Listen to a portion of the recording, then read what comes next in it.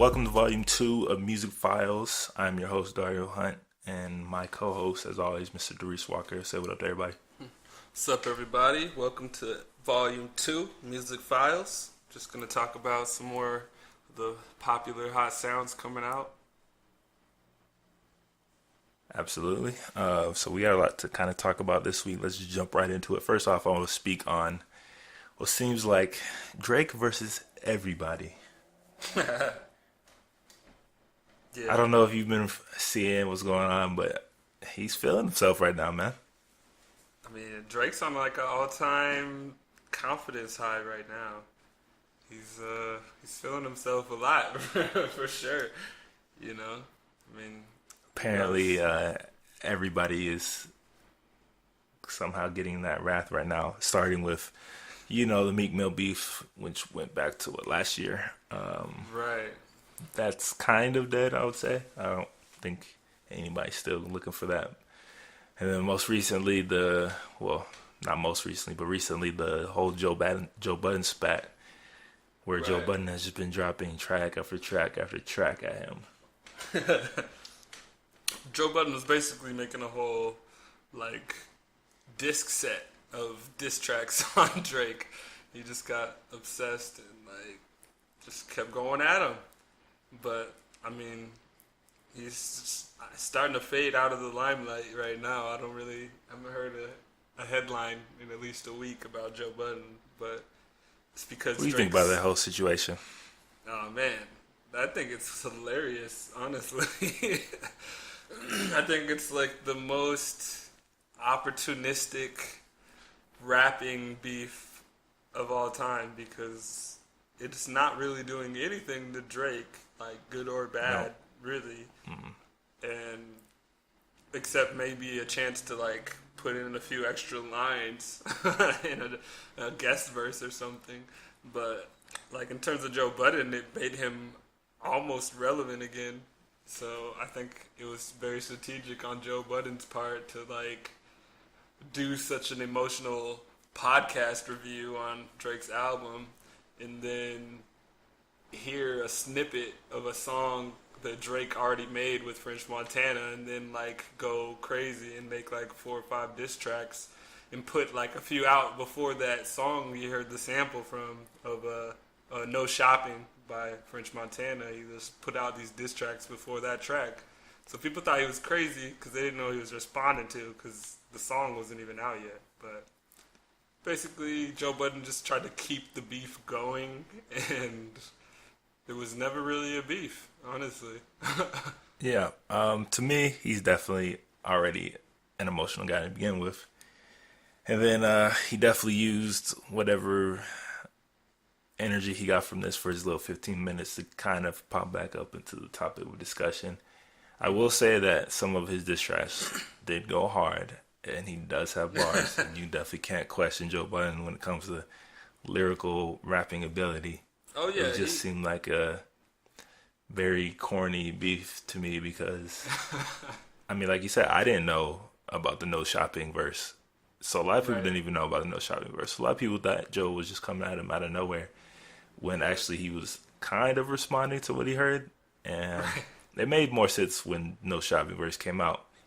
Yeah. And to me, before I even knew it came out before his disses, I thought, why the hell was Drake responding? And then why the hell was he responding in such a weak way? But when I found out that it was a song that actually was before, it kind of started to make sense. But I thought it was a little corny beef and it was kind of pointless. But it helped Joe get his little 15 minutes.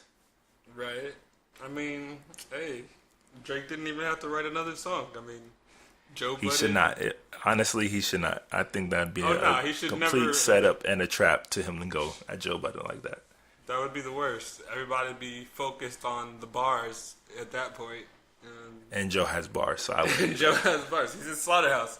But, I mean, a guy in a group called Slaughterhouse is trying to rap beef the singer-rapper from Toronto. Yeah. It's come on, Joe. So Drake's latest beef is with Hot 97 themselves. Yeah. where he came out supposedly on stage and said, "If you fire Funk Flex, then maybe I'll do one of your shows or interviews or help you guys out." Right. Well, that shit is funny. Because, I mean, that jumps back to the Meek Mill beef. Because Funk Flex, he was pushing the agenda talking about the ghostwriting, and he's the one who released the Quentin Miller reference track. So he's been, adamant about Drake as sort of an idea rather than an actual rapper. Who still makes good music, but Funk Flex is an idea too. Like, I'm not a fan of Funk Flex, so. Nah, I'm not a fan of Funk Flex either. Like, for me, he went out out in like 2005. Like, that was probably the last time. So we're talking a decade ago was the last time he was real relevant. But he still got his radio show. Everybody still shows him love, but. Funk Flex is crazy. Basically, after Drake did that, Funk responded, though. He did like a whole radio show on that shit, just talking about Drake. Like, just basically promoting him, but dissing him. He mentioned the Diddy thing, where, like, apparently P. Diddy, like, slapped Drake. And, I was like, it's funny that you mentioned that, but, like, Drake did that whole track. What was it, like 4 p.m. in Calabasas? 4 p.m. in Calabasas, 6 p.m. Calabasas, something like that. Yeah, something like that. And that was a whole response in music to Diddy. And Diddy responded on the radio saying, like, he had nothing but love and, like, he wasn't going to go at Drake with anything. So for Flex to, like, bring it up after the two individuals he's talking about already, like, squashed it and don't care, it's kind of lame to me. And I don't know, Flex is just, I don't know. He was just like, look, there's no way you can get me fired, Drake. Like, I just thought it was hilarious how he felt the need to make it a whole radio show response rather than just like one just mention about it and then like, all right, I'm going to continue with the show. Here's some new hot music, I just think times have changed and you can't go at a guy like Drake in the traditional ways because he's not a traditional artist. So like he has a huge like pop following, and so it's kind of like you can't just go at him with bars because a lot of people that are his fans honestly don't even care about them. So right. I just think it's kind of pointless, a lot of these beefs. And Drake has been feeling himself, but hopefully he doesn't feel himself too much and go at the wrong person. For real. I think he's too smart for that. The Eminem thing. But here's the thing. Eminem's not going to do anything. Like, Eminem... Nah, I don't think it's actually going to happen. I don't think anything's going to come out of it. I just thought it was funny that everybody's getting so hyped up for it. I mean, but what else would Drake say if somebody asked him? Like, he just had to make sure people still considered that he could come back with something. Yeah, it was a trap. It was a setup. It was a setup, 100%. But like, yeah, everybody ran with it. But. So speaking of OVO and the OVO camp, Roy Wood's little mixtape, did you happen to check that out? Oh yeah, yeah, OVO's boy. Walking at Dawn. At Dawn was the name. Walking at Dawn, yeah. Roy Woods, man, I don't know how I feel about him yet. I feel like he's like 10 or 12 other people out right now. Yeah, there's definitely all right in the sound Drake made. Like, Drake made a sound, and now it's called New School. Was it Drake or was it like The Weeknd? Honestly, it was The Weeknd made the sound. Give more credit to The Weeknd, but Drake put The Weeknd on. But Drake put Weeknd on. He did. So, he put him on, but Weeknd also did give him like 5-6 songs. Of course, of his best songs on his best project. But yeah, and at the same time, Party Next Door to me is like but they're both Canadian too, so it's still Canada. Weaker version of The Weeknd, but whatever. Mhm. Yeah, Party. But then that's another thing. There's this whole Anyway, back to Roy Woods. I don't know, man. He just sounds like he sounds like what's that dude? Tory Lanez or something? No, not. Is that the dude? Who's in the New Toronto? Nah, that's Tory Lanez, but I don't know if he sounds like Tory Lanez because he doesn't really rap. He's a straight singer, and then Bryson. but he got some songs like "Go On Big Up Yourself" is a great song. Yeah. And I mean, he's got the whole producing camp behind him, so he does put out some pretty good stuff. I don't know if he'll ever be as big as The Weeknd or people like that, because he's definitely in that, the OVO sweatshop that people like to say. Right. I mean, we'll see if he can even get up to Party's level. Party Next Door. Yeah. Yeah. Because he's got to get a lot more features for that. Yeah. But he's got some solid stuff already out. But you see 2 Chainz, your 2 Chainz new little mixtape that just came out? 2 Chainz. Daniel, was it Daniel's son? Yeah. 2 Chainz, like Daniel's son, Necklace Dawn is the name. Necklace Dawn, yeah. Oh man. Yo, alright. Some of the hottest fire 2 Chainz put out in at least a year. At least a year. 2 Chainz. Maybe even longer than that. Huh? Not longer than that? It might be. Like as a whole project, yeah. I would say even longer than that.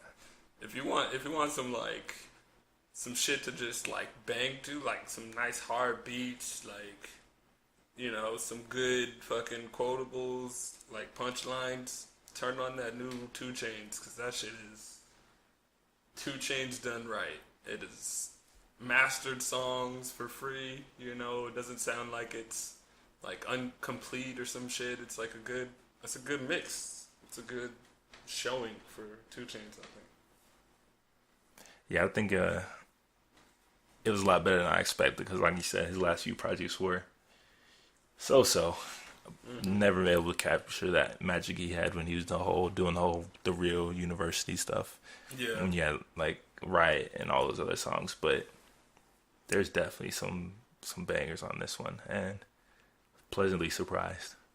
Right. Haven't heard from him in a minute, in a good way. Yeah, for real. Definitely. No, but yeah, 2 Chainz is doing his thing. And then who else is really popular right now is Lil Uzi Vert. Lil Uzi Vert. What do you think about Lil Uzi Vert? I'm conflicted when it comes to this whole new wave of music and artists and rappers. Because first things first, they can't actually rap. Like, they're not good rappers. No, they're not rappers in any sense. I mean, they make songs. But he does have some songs that are just catchy as hell. Yeah. I can't stand him, man. He's not my... You know what? I'm not going to 100% hate on Lil Uzi Vert. I think if given a chance, I don't know. He could probably come up and be the next Young Thug and maybe even take that spot because he's younger. But it's like him. It's like Lil Uzi Vert is Lil Yachty, and like that whole. Lil Yachty. There's a lot of guys coming out of the South. Well, Lil Uzi Vert's from Philadelphia, which is surprising. Yeah. There's a lot of Southern sound coming from... Yeah, and it's like they all sound like they're from Atlanta. Right. Made in Toyo. Made in... I don't know how you say it. Made in Tokyo, whatever his name is. Skirt guy. There's too many. Because there's so just they, like the case of Designer. I thought he was from Atlanta. And I was like, oh, he's from New York? What? Okay. And little Uzi, I thought he was from the South. Nah, he's from the North too. Like, okay. I mean, I heard the Perfect Love tape a few times. He definitely has some catchy ass songs on there, for like Erasure Social, Alfa Romeo, like Do What I Want. He definitely got some catchy ass songs, but they are not rappers. I'm sorry, like. Never. It's like the counterculture to the counterculture at this point. You understand? And I get it. I get why it's popping up, but it's an acquired taste for me. Oh, it's 100% an acquired taste. Like, I just can't get down with the new wave right now. Like I had a hard enough time trying to, be okay with that OVO sound that everybody's running with, and this is like that sound combined with trap music with more mumbling and less catchy punchlines. Like it's like they're watering down the formula even further. Yeah, I don't know. I'm gonna give him a couple more mixtapes, whatever, before I make my final judgment. It was a alright mixtape. It's just definitely an acquired taste for me. Yeah. I mean, I don't know. They just got too many throwaways. Yeah, that's a lot of artists have a lot of throwaways nowadays. They need to just make EPs. Bring the EP back instead of the mixtapes. Okay. The album I've been listening to the most, though, honestly, recently has been an electronic album called Generation Y by Zoo, ZHU. Yeah. ZHU, Zoo. Yeah, that Generation Y, check that out. I did tell you to go ahead and check that out. Yeah, you hit me up. You were like, "Yo, you heard of this Generation Y by Zoo?" And I was like, "I don't think so." So I looked it up, and I was vibing with it. I wasn't sure what to expect because I hadn't heard of him yet. So yeah, I never heard of him. It was a chance listening for me. I don't know how he really popped up on my radar. Yeah, but yeah, nah. I was messing with it. It's like it's smooth, It's got this. I think there's like a new style of like electronic dance music that's like it's always been a hip hop influence, but it's not like a bass nectar where it's like really like boom bap heavy. It's more melodic and like chill. Yeah, like I mean, it's relax to a little bit, but still like dance around to if you want. It's definitely in that electronic dance category, and I was I was surprised when I first listened to it. I decided to give it a listen, and I haven't stopped listening to it since then. Like, it just goes. It just gets you in a great mood, honestly.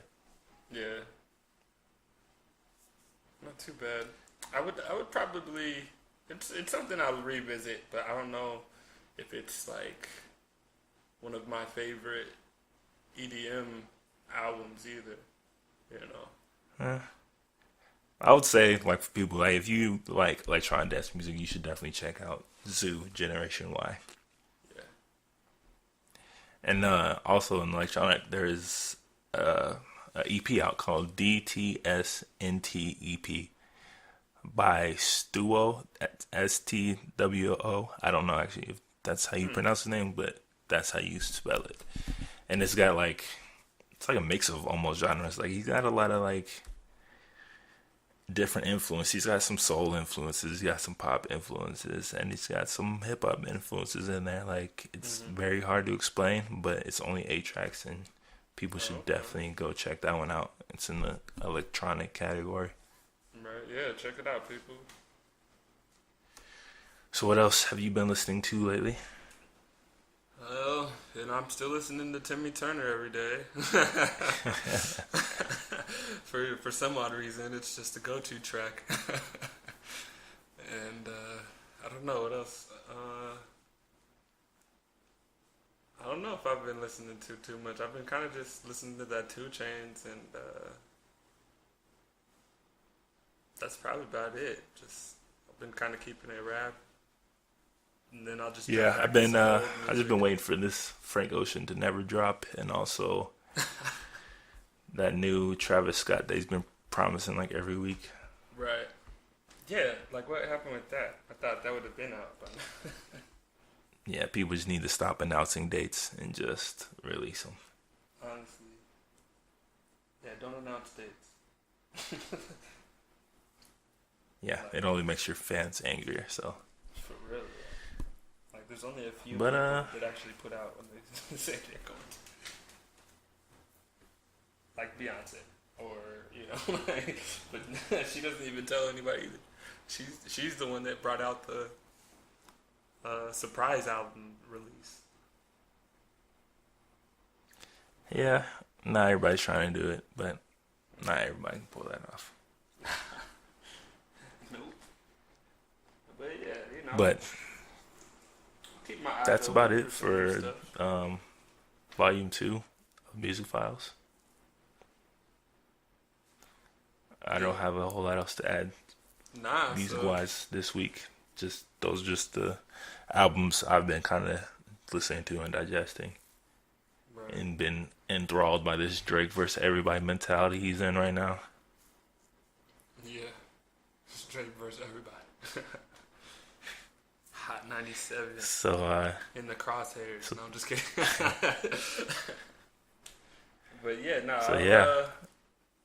keep my eyes and ears open and on the lookout for some new releases this week, and you know, stay tuned for the next episode of Audio Files.